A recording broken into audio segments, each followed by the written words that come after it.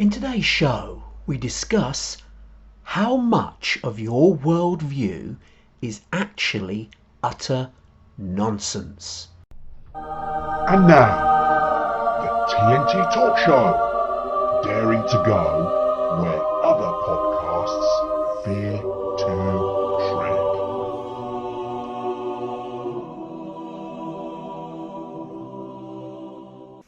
Hello, I'm Tony Fasulo and I share the stage with my esteemed friend and colleague Tayo Boya. Tayo, hello my friend once again. I hope you're keeping safe and well. Yeah, what the hell, Tony? What you gonna do, eh? Come on, be upbeat. Say hello to our audience. Come on. Yeah. Okay, anyway, alright.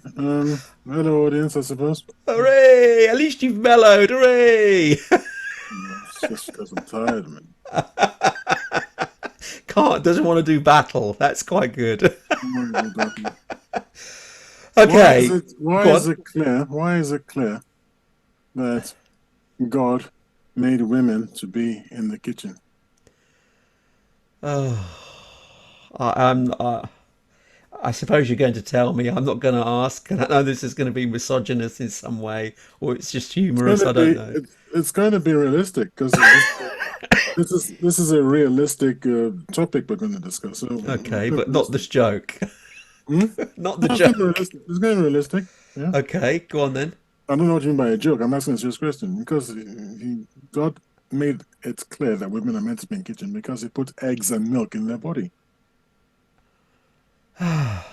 That's where you get eggs and milk from. That's obviously. That is horrible. That is horrible. I'm sorry. You know, funny. Every time you go on holiday, you come back more wrecked than when you left. I do. I come back and I'm suffering. Yes, it is because of all the jollity that I have when I'm on holiday. So yes, I'm suffering a bit now. Anyway, let's move on with the show. Actually, before we begin, I'm going to reiterate again to our listening audience and watchers out there. Whatever platform you're listening to our show, whether it's an audio platform or video platform, please leave any comments and feedback about some of the topics that Tayo and I discuss. Are there some you like? Are there some you dislike? Or suggest a topic if there's something that is really interesting to you and you want us to discuss it. We may even get you on the show. That's what we're like. So yes, please comment whatever platform you happen to be on. We will pick up those feedback. So thank you for that. Anyway, let's move on with today's show. And this is another one that Tayo came up with. And it's how much of your worldview is actually utter nonsense. So Tayo, as you came up with this, I'll ask you to kick off. What do you want to discuss here that is utter nonsense?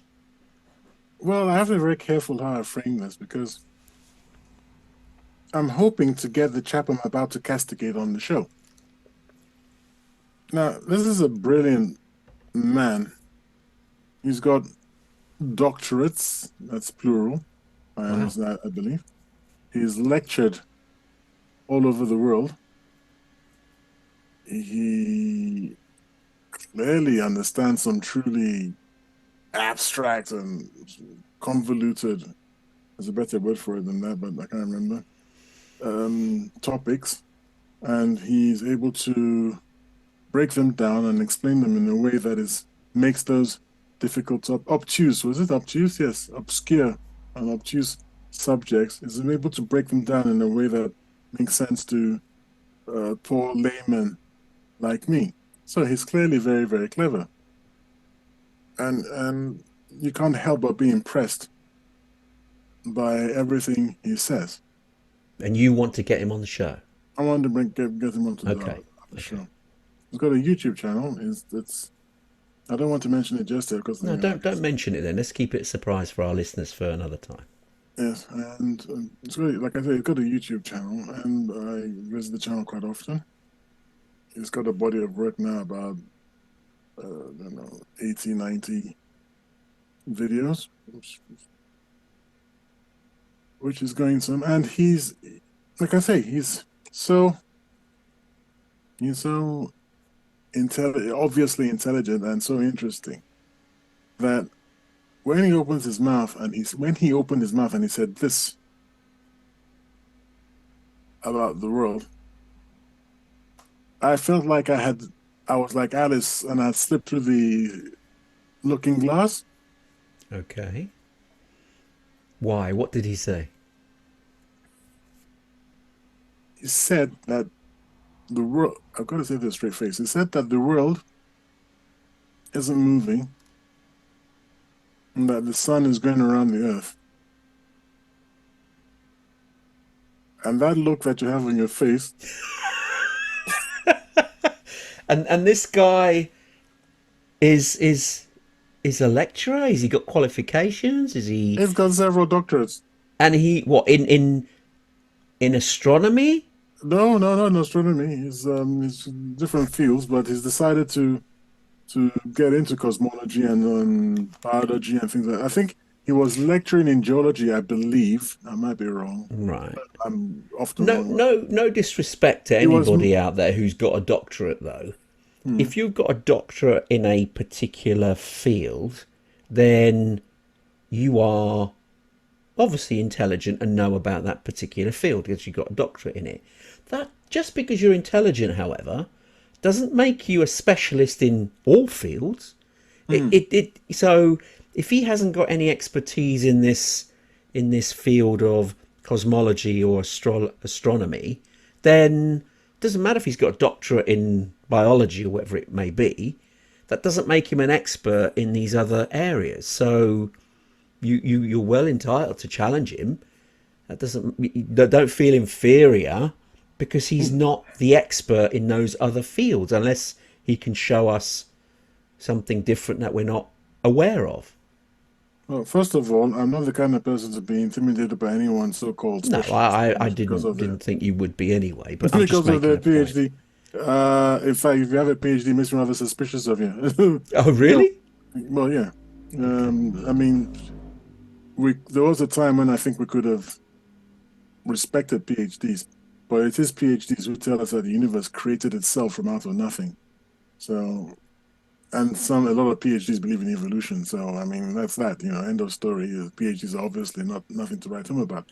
I bring forward his PhDs not as a mark of his expertise, but as a mark of his intelligence. Because, like it or not, it is quite hard to earn a PhD. I mean, very few idiots can earn a PhD. Indeed. Well, I say that, but I probably need to restate that as many idiots can earn a PhD. It seems. It's rather It harsh. does take it does take some intellectual effort. There we Okay. go. That's what I'm trying to say. Okay. The thing is, it's not. I don't even believe that you have to be a specialist in a subject to be able to pontificate upon it. Now, he explains in one of his he explained in one of his videos that I didn't know this, by the way. When you're lecturing at a university, one of the perks of that is that you are allowed to take courses at that university for free. Oh, right. And he has availed himself of that opportunity several times. Possibly this is why he's got maybe more than one PhD, do you see? Okay. Yeah, So yeah. he's availed himself of, yeah. So he's definitely he's got I don't know, he's got a degree, I believe, in biology, which is why he talks about evolution and explains how once upon a time he was an evolutionist. And then as he pursued biology and learned more and more about it, he investigated the claims of evolutionism and then found out that it was a lot of hooey. That set him on a different path, and he is now a committed Christian. Okay. Now he's so committed to Christianity that he takes everything in the Bible literally. And he's worked out from the Bible, the literal biblical interpretation, that the earth is the center of the universe and it is standing still. It's not just the center of the universe, the earth is standing still. It's not rotating on its axis. Hmm. When he first mentioned this, I thought, okay, well, I'll just pop onto Google, do the research, and then put down a few refuting, debunking links. I was a bit surprised to find that it is more difficult to prove that the world is standing still than you might imagine. You might imagine that you can just go onto Google and say world is standing still, or world is is standing still debunked, and then you find a whole bunch of proofs. But the other one I could actually find was one called Foucault's experiment. Foucault, spelled Foucault. Foucault. Okay. That's a French gentleman, I think. Donkeys years ago. I think the 18th century.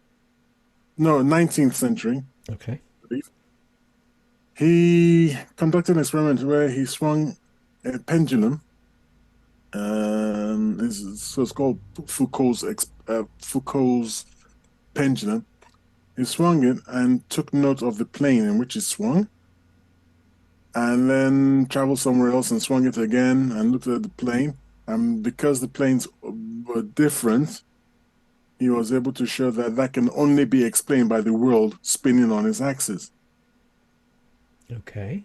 So it's that's it. Oh, boo! Here we go. Here's an experiment. Experiment you and I can carry out, and we can show. We can show it. We can demonstrate it to ourselves that the world is spinning on its axis. Okay.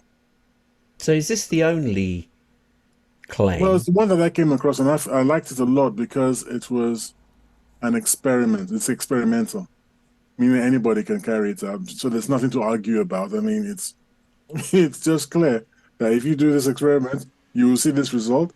And the only way to explain that result is, or like I said to the gentleman, I said, if you don't believe in this experiment, how do you explain the results? And then he poo-pooed it. He said, yeah, well, actually, in order to make this experiment work, you can't just get a pendulum, just hang it from a high place and then proceed with the experiment. You won't get those results. You have to do this to it, you have to do that to it. And a lot of people even poo-poo the experiment. And I was surprised by that because I then went and looked at that, and it's true. There are all sorts of jiggery pokery you have to do to get the experiment to work. It's Okay. it's not a slam dunk. You don't Okay. just go on, Can I just jump in here? please. So his basis on the Earth spinning on, not spinning, sorry, center of the universe, not moving at all, and everything else spinning around it. Mm-hmm. Where's his evidence to back that claim? The Bible. The Bible. Yes. Okay. Now, is the Bible infallible as far as he's concerned? Yes. Okay. So if I said, did Jonah live in a whale? Was that I'd say true? yes. He'd say yes. It's a miracle. Yes. Right. Okay. And he has no evidence other than what is in the Bible for his belief. Because it is a belief rather than based on any evidential information. Well, as far as he's concerned, it would be those of us who poo-poo this can't can't produce any evidence to refute what he's saying. So he's saying, well, if I'm wrong, go ahead and refute what I'm saying. Prove that the world is spinning and that it is not the center of the universe. Well, I could turn around and ask him the same question to prove that there's God. No, God wrote the Bible. Okay. But where's the evidence of that? The Bible, But that was written by man. inspired by God. But God didn't write it. If God is God, he doesn't need man to write it, does he? He doesn't need man, but he chose to use man. Because logically, it would make more sense that man wrote it.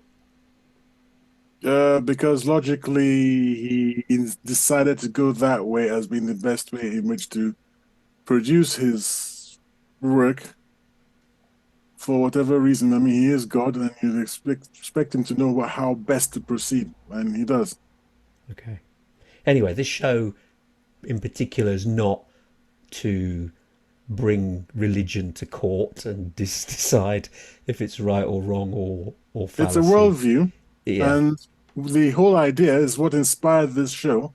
How do you know that your worldview is right? So, you see, whilst I was investigating whether the world is spinning or not, I had to put aside my my belief Yeah, yeah. that the world is spinning because I believe the world is spinning. I believe it's going around the sun.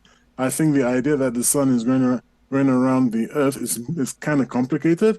If the sun is going around the earth and the planets are going around the sun, then wouldn't the motions be different from the motions that we've seen? I mean, we've seen certain motions. We see the recession of Mars, for example, the planet Mars. It appears to backtrack on itself at a certain point in the year, isn't it? Isn't it? And the only way you can explain that is that we're all going around the sun. Now, Indeed. I haven't said this to this gentleman because, like I said, I don't want to tee him off. I do want him on the show. He's got some other fantastic ideas that I want us to investigate. But that to me seems to be a slam dunk. I don't understand how we can have satellites. How do we put satellites into space and we don't know that the Earth isn't spinning? I mean, it's That's only one removed from flat earthers, I'm sorry. I know. And in whilst that period of time when I wasn't entirely sure about the world spinning, I felt like a flat earther. Because I was investigating this thing and I had to suspend belief. And I was like, am I going crazy? Have I just discovered that the world is standing still and I've been taught all this nonsense all this time? And I think I mentioned to you that I felt like a blooming flat earther. I was like, this must be terrible for these poor people. And Does then he believe the earth is flat or round? no, it doesn't believe that it's flat. Oh, so he believes the earth is round when originally Christianity and the people in the Bible believed the earth was Wasn't there flat. people who believe it? No, actually, that's not in the Bible. That's No, like it's the not in most the Bible, closest. but it was from Christianity that Yeah, they so certain believed. people just projected that it's not in the Bible at all. So No, I know it's not in he's the Bible, but he's happy from to. Christianity, the earth was flat, and they changed their view. And also, if his view is correct, why, and it's come from the Bible, why doesn't every Christian believe that too? That I can't answer. That's when, if and when we ever get him on, we can ask him those questions. What is more important is this: and everyone else watching the show, we all hold world views. So Indeed. does he. Okay. Yep. How do you know that your worldview isn't nonsensical? This is You, how do we know that we are not flat earthers? indeed. We look at the things and evidence that we see, and if it makes sense, then we take that point of view. But if you see a counter argument that equally makes sense, if you're open minded, you would consider that too and think, oh, that's interesting. But if you've got a dogmatic mind in so much that once you've believed something, that's it, your view is not changing, that's it. Any other evidence that presents itself, you'll dismiss or poo poo because it's like, no, no, no, I'm right, that's it, my worldview is the only right one for me. Now, we go through life acquiring information and we do form our worldview based on the information we receive. So if you're only exposed to a certain type of information, you're going to be biased in that information and you're going to be biased in that viewpoint because that's all you've been exposed to. So having a wide range of evidence across the board and then seeing where it takes you and which is more credible is there where you decide, okay, I've looked at this evidence over here, I've looked at the evidence over there. To be honest, that evidence over there actually stacks up. There's more experiments that I trust than this. There's not really any experiments here. That seems to have been proven. That seems to work. Mathematically, it also works, because I'd like to see his maths as to how he could explain it mathematically as well. The one where the Earth rotates and the planets rotate, there's maths that can corroborate that. So even that shows it. So I'd like to see his maths for his particular example. But going back to your question, yeah, we make our own worldview based on the information that we're exposed to. We don't see all the data, but we see a subset, and that's what we base our worldview on. So yeah, you are right. You see, there's this phrase. No, it's not a phrase. It's a word which he, I think, may have coined. I've not heard it anywhere else, and he calls it magimatics. He calls it what? Magimatic. Magimatic. Instead of mathematics, he calls it magimatics. Okay. And he seems to be able to follow the magimatics. This is the mathematics, and I'm making for those of us who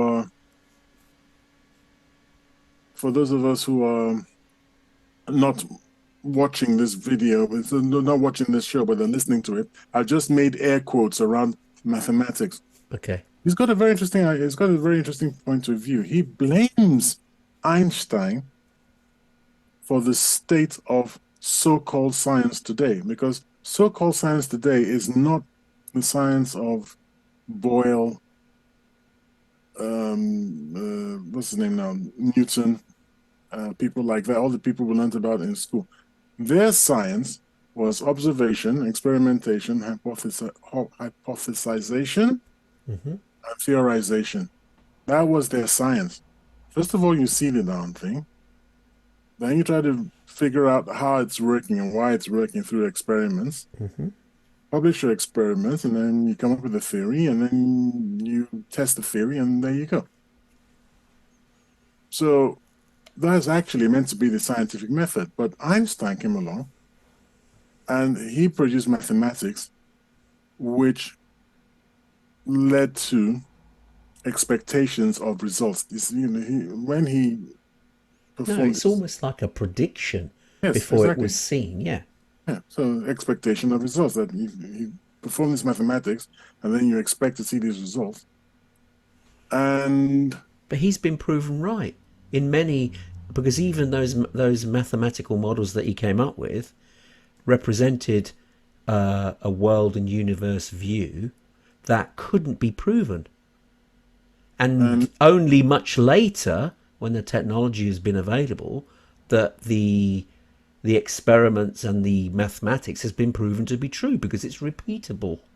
We're seeing it again and again as evidence. So the mathematics that he came up with predicted how things operate, and subsequently there's been experiments that prove it right.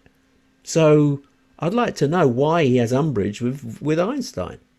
I was actually in the middle of explaining it when you interrupted me. Sorry.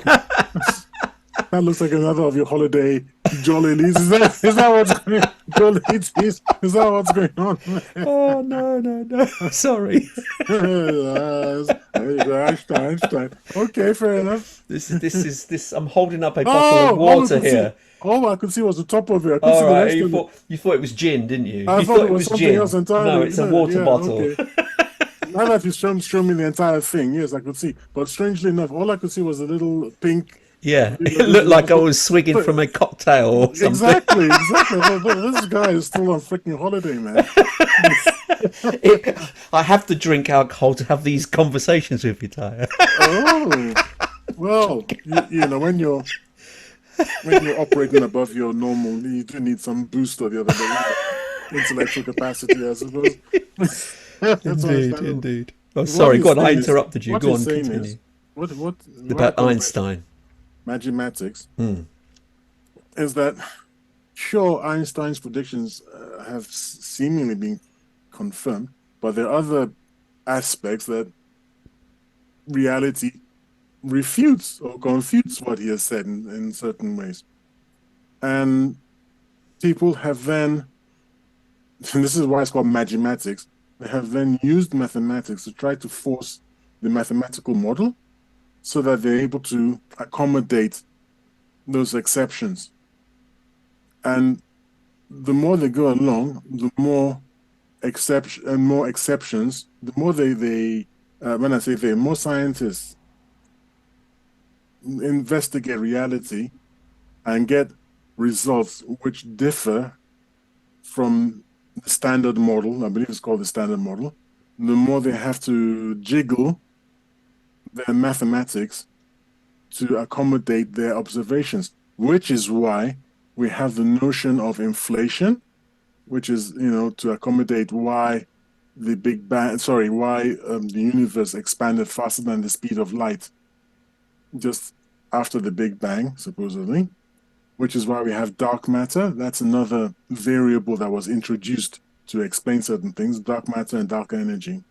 So you have these things, and then scientists are producing these variables in the expectation that we will eventually discover that, when our instruments progress and our technology progresses, we will eventually discover that these things. Although I'm going to put a caveat here, it's like you've got a bucket, and inside the bucket, you've got a certain weight. But when you put it on a scale and you weigh the bucket, but you look inside the bucket and you can't see what's in the bucket, but it weighs a certain way. You think, well, that doesn't make sense. How? And it's mathematically, you're taking the volume of the bucket and working out the weight, and it comes out to there must be something in there we cannot see or measure that's adding to the weight, because the weight is the weight. And this is similar, okay, that's a very simplified analogy of, in the terms of you're speaking about dark matter, that the universe has this mass that we can't see. Now, it could be that it's beyond the scope of our instruments to see, and the universe is actually a lot bigger than we realize. So there are question marks over that.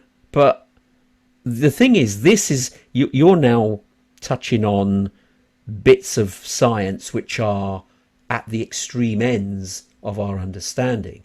But about the Earth, going back to the Earth rotating on, it's not rotating, it's stationary, and everything around it is moving. That is, in mathematics terms and in astronomy terms, is basic stuff. It's not to the extreme end of what we're talking about with dark matter, the inception of the universe, inflation, blah blah blah, which came later. So your friend, who has this worldview of this planet is stationary, then he's going against mathematics that was proven not just by Einstein, but by many other people as well. So you can't point a finger at Einstein and as if he's the culprit of all this problem, because it's not. Because there are many others who can do the maths and can see the evidence that we are spinning, we are a planet, and it turns on its axis. And that's all I'm going to say. I think you're conflating two different arguments here, because we've left off the spinning Earth thing. What we're talking about here is magimatics. What is magimatics? It's magical mathematics. That's why he coined it. It's magical mathematics, that you just spirits. To me, that sounds like he doesn't understand it for him to say that. It's taking a pot shot at mathematics because he can't explain it. It's taking a pot shot at mathematics because it's quite nonsensical, because the idea of dark energy and dark matter, which is these things that we can't quite measure or anything, but they just have an effect. They have the necessity of having those things, which I myself question, is the necessity, and I don't understand the mathematics, I'm not pretending that I do, but the necessity is because there is an assumption that the universe is expanding. If you take away the assumption that the universe is expanding, you don't need those variables. There is no need for dark matter. There is no That need for dark energy. So no, that's the problem. no, there is, It is a because the basically weight of the universe is the weight of the undercooked. The universe. weight, yeah, by all the projected size of all the material in the universe, that has nothing to do with expansion. It's to do with the It size. does, because the expansion of the universe should have scattered the galaxies more far afield than they are. Something is holding those galaxies together because if this expanding, if they're expanding and scattered, it is normal. If you scatter something that's over 13.5 billion years, you would expect a certain scatter pattern, but you're not seeing it. So why is it not scattered like that? Well, it's not scattered like that because the universe isn't expanding. End of story. Boom, settled. Oh, no, no, no, no. We have to explain the redshift as the expansion of the universe. Why do you have to explain the redshift as the expansion of the universe? The person who actually came up with the redshift theory, Sir Fred, was it? Sir Fred Hoyle? I think it was an Englishman. He actually said no. Actually, first of all, it was the redshift theory, not the redshift, sorry, implies an expanded universe, and then later on he changed his mind. Now, but other people are like, no, no, no, it makes perfect sense because if you roll it all the way, if we're expanding, then we can reverse the process, go back in time, and hence we have this little nugget that started the universe, and then the Big Bang theory, Singularity. singularity, and all that. So it really fits in with their atheism to be more than anything else, I think and they're that's. not letting it go. I think that's And a. the fact that they're not letting it go is why they're stuck with this universe is expanding thing. Okay. Anyway, I was gonna because I expected you to say something like this, and I'm prepared to. Now, I don't want us to get bogged down too much in this, but that's a very well known science figure. She's very well known. YouTube on YouTube.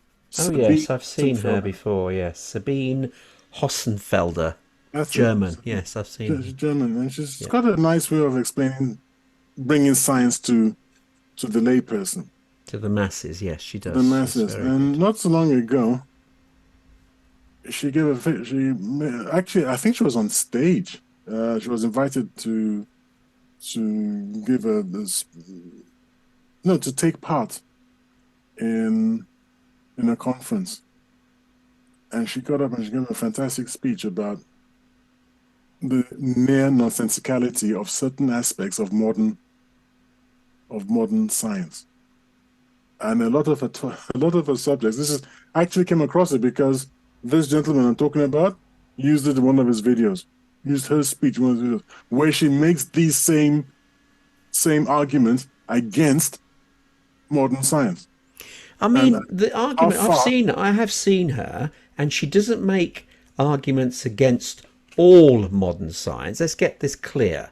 She makes arguments against some of the far end cases of modern science, as like you rightly say, where they're trying to fit a round peg in a square hole.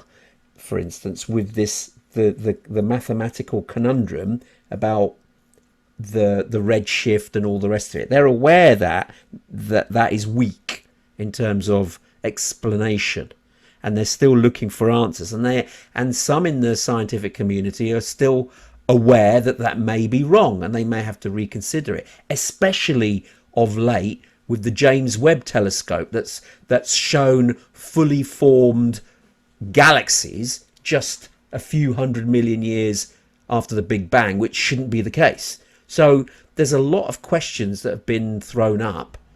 And so Sabine Hossenfelder has also been vocal in terms of those early predictions of the state of the universe. And that is where the questions need to be looked at as to, how did it originate?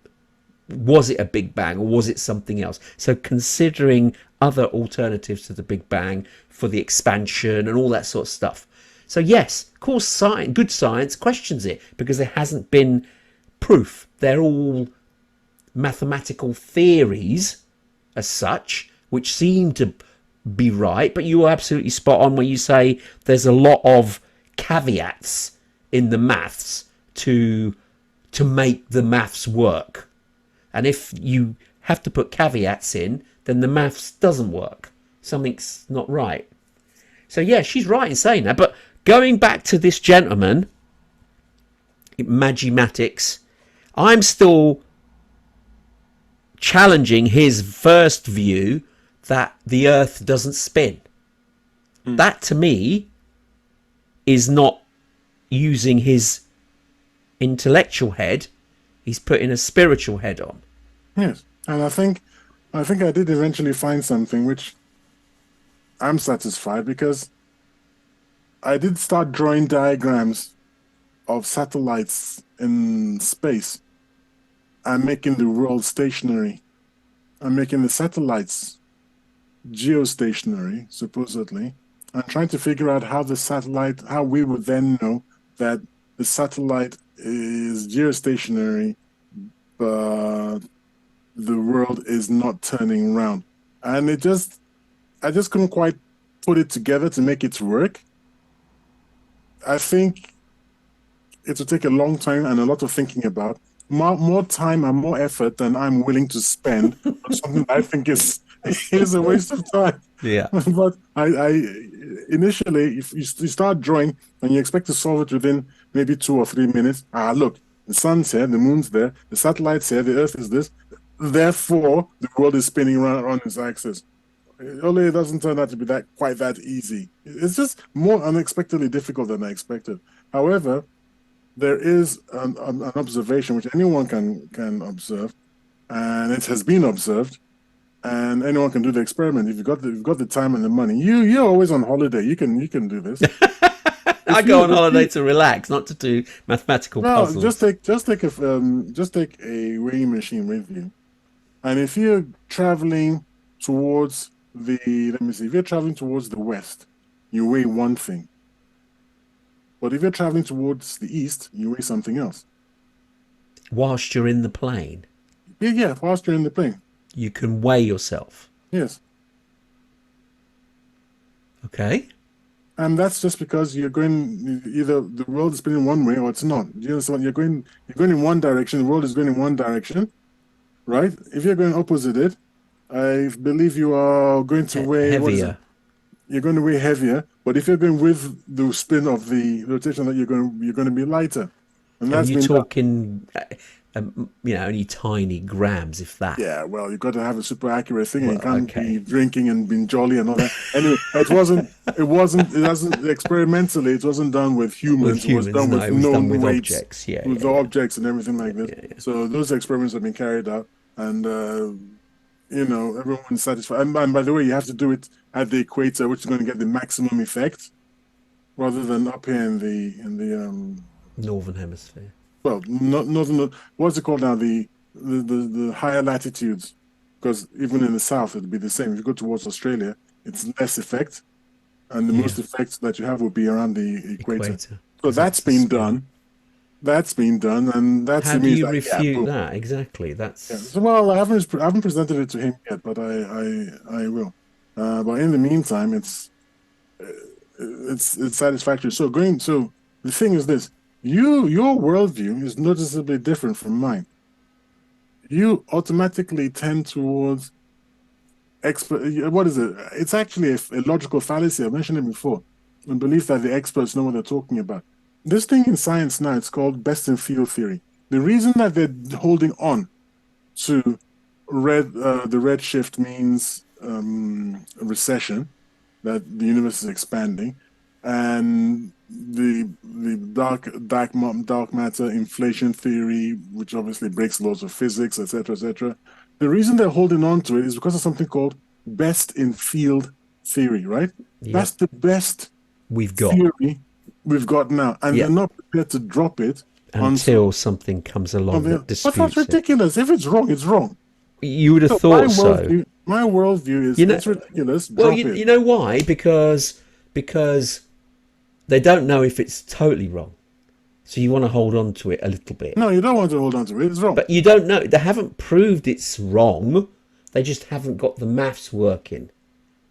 They haven't proved That's it's why. wrong. There's inflation. Inflation requires faster than light, faster than light travel of matter. So what the heck are you talking about? It's Yeah, just it like, does. That yeah, doesn't work. I agree. I agree. No, I'm yeah. agreeing with you. I'm agreeing with you. I'm not of the opinion that they've got that right. I'm not.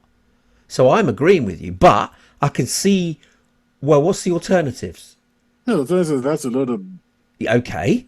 So do you baloney. dismiss I don't know why they everything? don't let me use the proper word. Everything? Do you dismiss everything No, I until you dismissed know? that.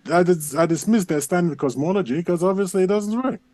The Big For Bang cosmology doesn't work. So there's that. that doesn't. Okay, if you're saying that the one element doesn't work, that means the whole lot is thrown into doubt. Then we can say the same of your friend. The one thing that he believes in, that the Earth is static, then unfortunately, using that same principle you just described, whatever he says is nonsense. Now that can't be true. You kind of can. No,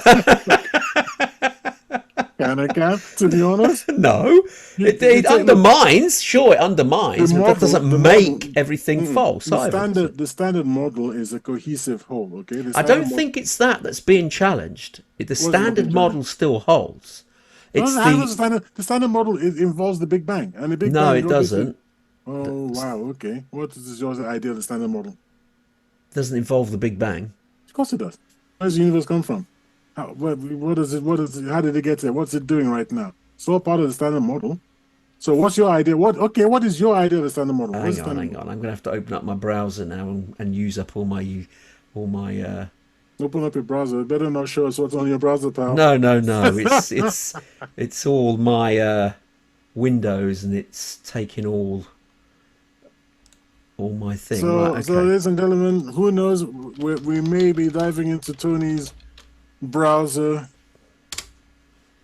The Kill all the tabs first, okay? Yeah, it my understanding, I mean, I'm not an expert by any means. The standard model, No one here is. no, It's the the whole standard idea of the model TNT didn't talk show. talk about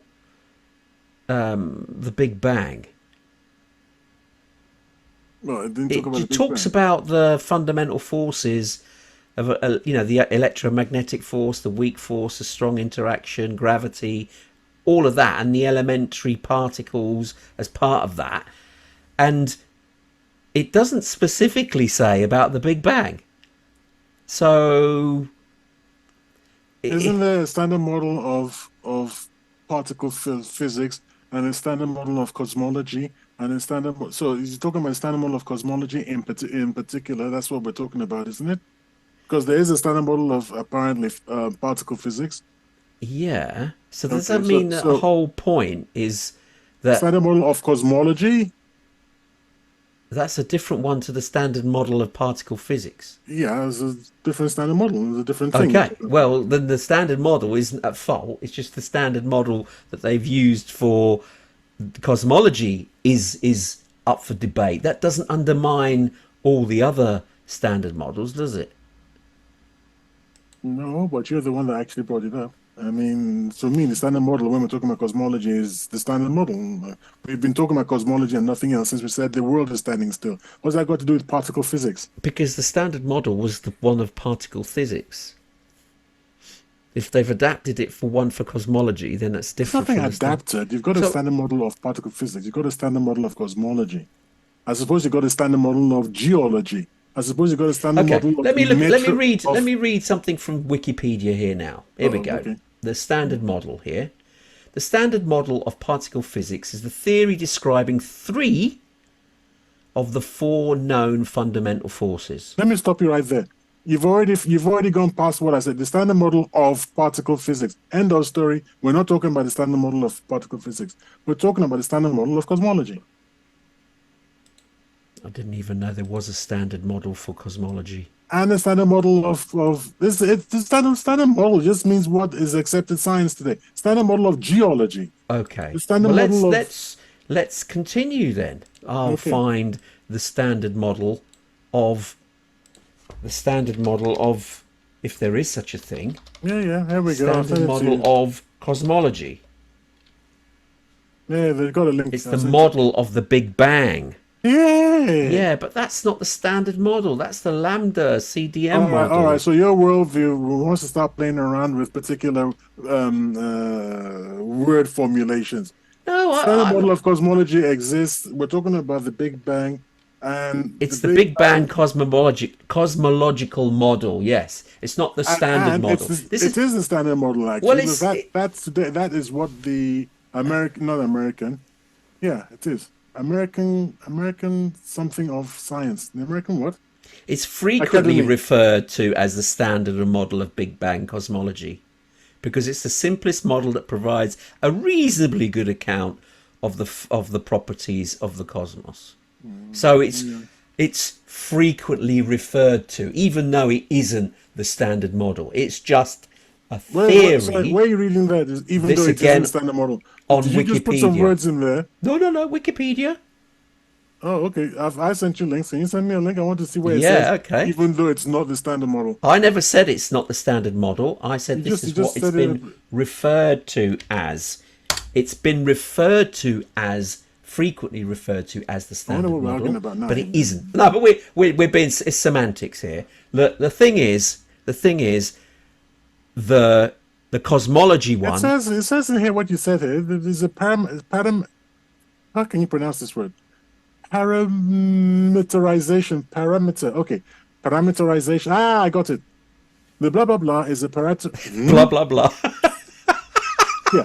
The ACDM lambda cold dark matter or lambda CDM model is a parameterization Parameterization, of the Big Bang cosmological model. in which a universe Bada contains boom, three bada major bing. It's components, saying, right? And it's anyway, okay. anyway. So yeah, it's the standard model of cosmology. There we go. The Don't standard get model, them confused. the standard model of cosmology, Okay. yes, Yeah, that's up for is the date. best in field. No, they're not going to drop it because it's best in field It's the best in theory, field theory, yes. according to scientists. So you get, me, you, this gentleman we're talking about, we're all allowed to question these people's worldview because they're holding on to something which is obviously wrong. That's all. That's what I'm saying. And the It's reason not they're holding on obviously to it, wrong. Can you have things that are mostly right, but some bits wrong?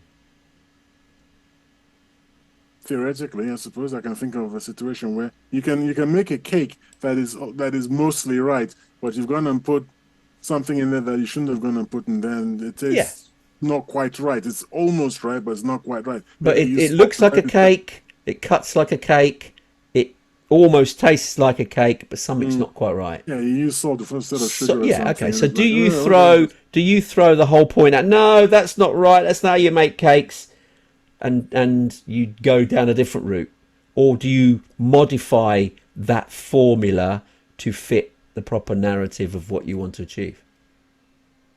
Well, when you're Which is making make a cakes, I cake. suppose you could say you could change. Well, actually, there's a proper recipe that you didn't follow.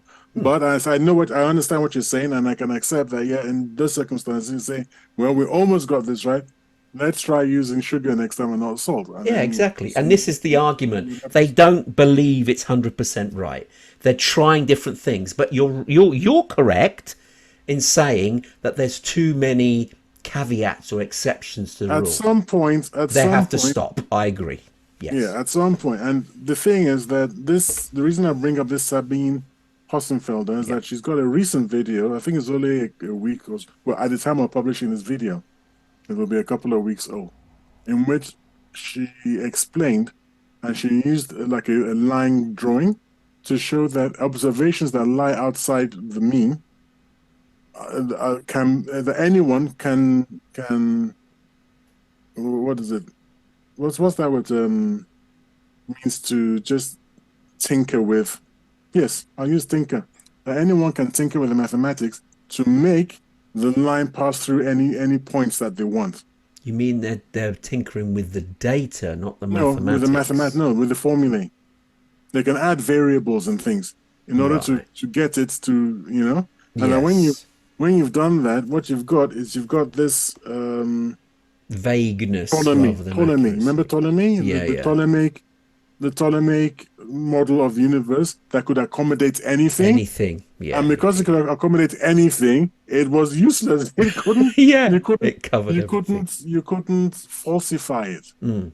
And that's the problem. Is the science when it's not falsifiable? I mean, Well, this is the problem that they've got in terms of this particular so why model. don't they drop it? That's our point. That in I, the I, worldview, at what point is your worldview so challenged that eventually you're well, forced to change it? the more evidence that seems to be coming from this James Webb telescope, which is far, far superior to the Hubble telescope, it's revealing so many more things which are genuinely challenging a lot of these cosmology models.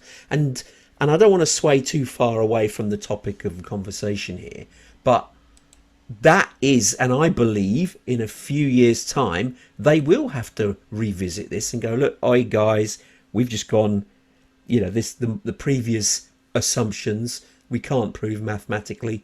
It's too far with all this mounting evidence. We really have to throw it out and consider something else. And I think that's not too far away.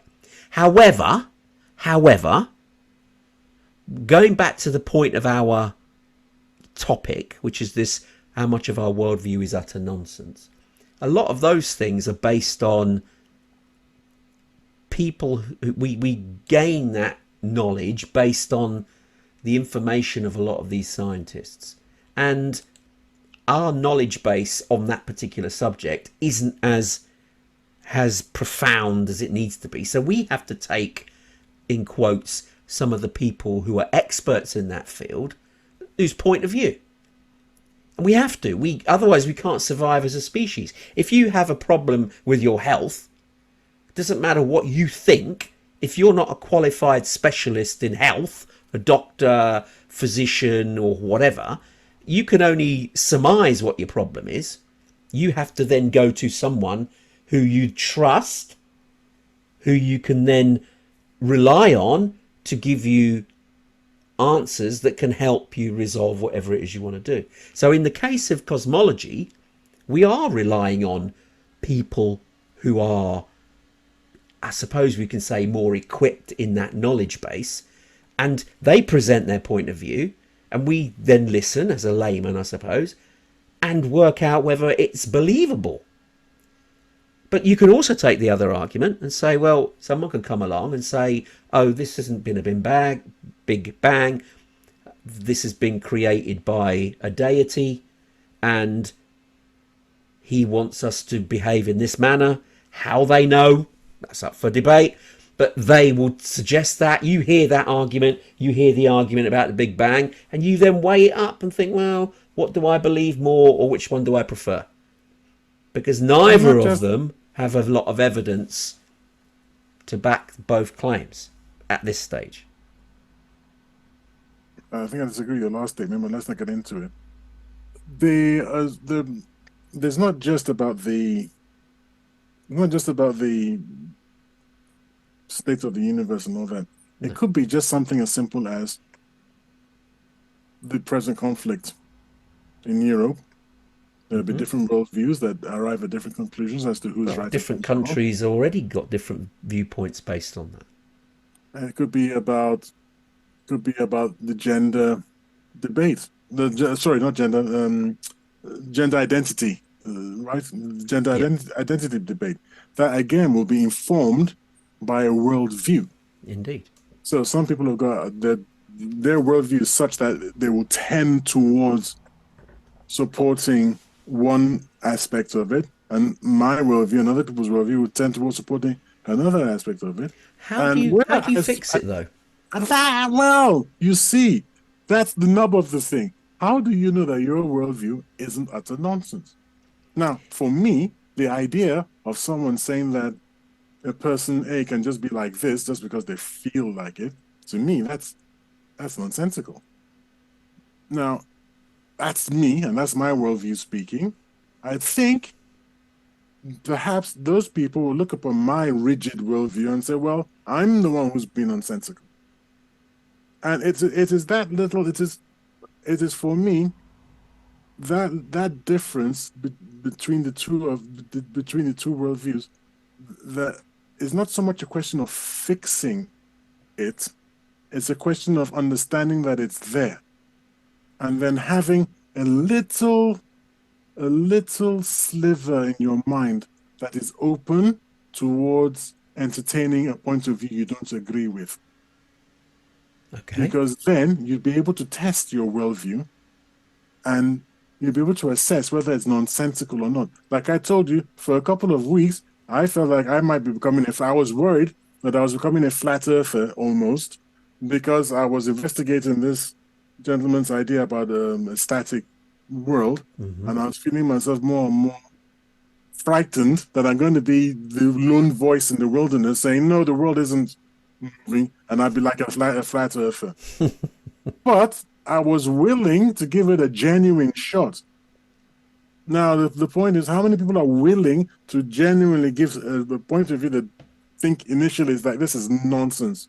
That is why I stopped being an evolutionist. Because when I first heard arguments against evolution, my very first instinct was, oh, this is a lot of baloney. What rubbish is this? A friend of mine, like I've told the story before, a Benin's friend of mine just said, read the book.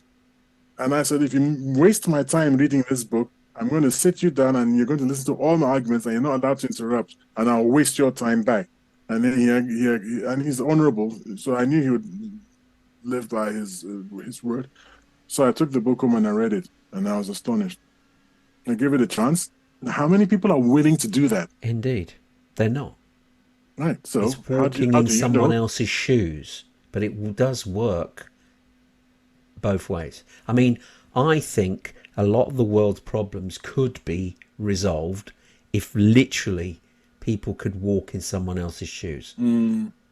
Because they don't see the other person's point of view. They only see it from their viewpoint, which is understandable. They're in their own body.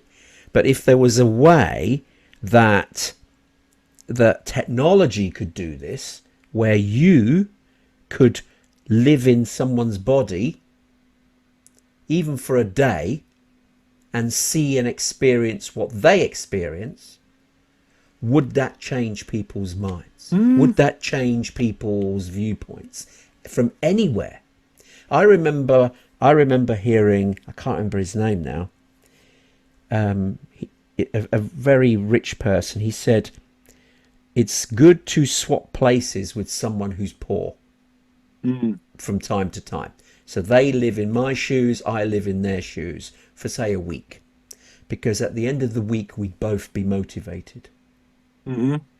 Because the one who was poor would see what lifestyle they could aspire to, and the one who's rich, that lives in the shoes of the poor man, can be grateful of what they've accomplished and would work harder to ensure they maintain that.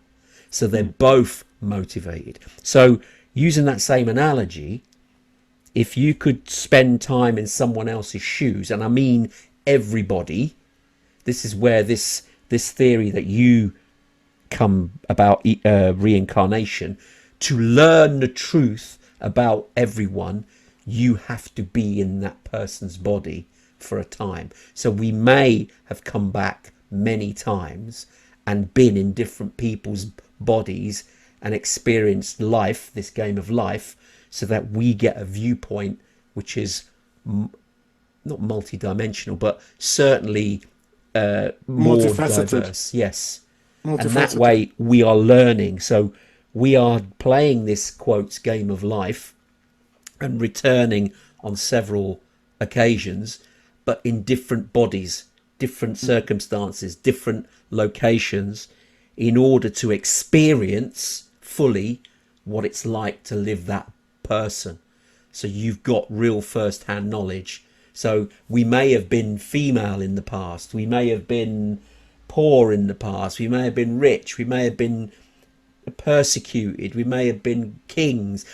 I don't know, obviously it's just a hypothesis, but that would be a good way of experiencing what life is, learning from it, and whenever we end this period of life, hopefully we've learnt something that makes us worthy. Otherwise, we come back again. You've always loved the idea of us being here to learn something, and Yes. I actually poo-poo that. I say we're not here to learn anything. We're just here to have fun. I don't think it is a learning process.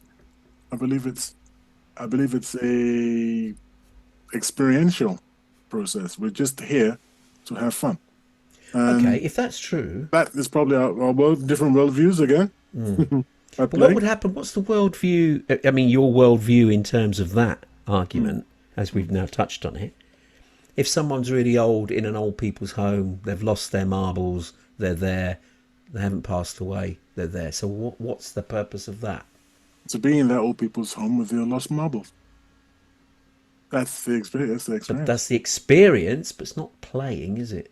Oh, it is in a way. That's what we volunteered for, and there's a reason why we volunteered. Because I don't believe that we are. I'm not sure we volunteered it. I I, think we're playing the game. That's what is being given or dictated to the us. hand has been dealt to us. Yeah, to play the game, not that we've chosen. Some of the children, I always refer to the children because the data that I take to use, that I take and use to support my belief in reincarnation, the most reliable data is from children who shouldn't have such knowledge.